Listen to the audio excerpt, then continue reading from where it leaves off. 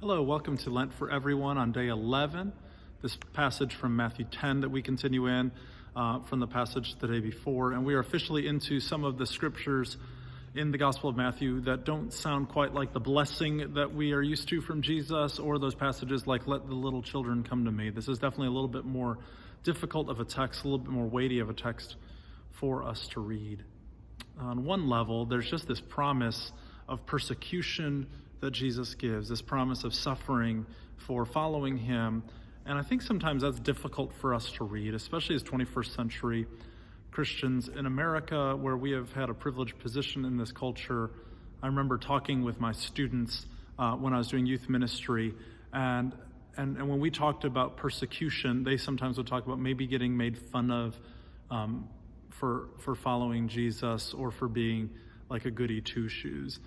And Jesus is talking about something way deeper and more significant than that, although that's not wrong for their lives.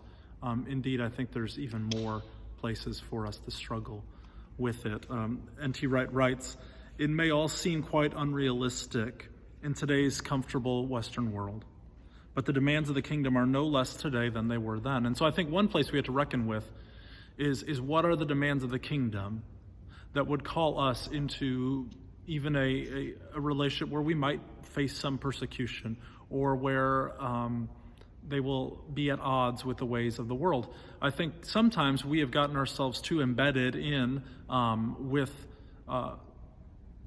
popularity or things like that in the church in America, and we have sometimes forgotten our identity is not of this world and is not part of the kingdoms of this world. Like Wright talks about, the Sadducees and some other groups would have had it in real good in the political time and did not want to be taken down a few notches, and that's what Jesus' revolution would have done, and that's what they feared. The other half of this text gets into this apocalyptic language that's taken from Daniel 7. Wright writes that it's coded political language. I think that I have not, in all honesty, read a lot of Daniel 7 to 12. I've read through it. It is confusing in the same way that Revelation is. Wright writes that, "But for the moment they and we listening in need to know that God's purpose is going ahead, and that we, caught up to our surprise within it, need to act urgently to play our part in sharing the good news of his kingdom." I do think that is the intent of what Jesus is saying in this passage about the Son of Man coming. I'll be honest, I don't perfectly understand it. I think the intent is that we need to be ready and need to be urgently sharing the good news. I think that's also a part of Lent, is that we're called to be urgently sharing the good news, that we have something that is worth sharing. And like we talked about in worship on Sunday, that the new birth is worth sharing about, is worth telling people about, worth going out a limb for.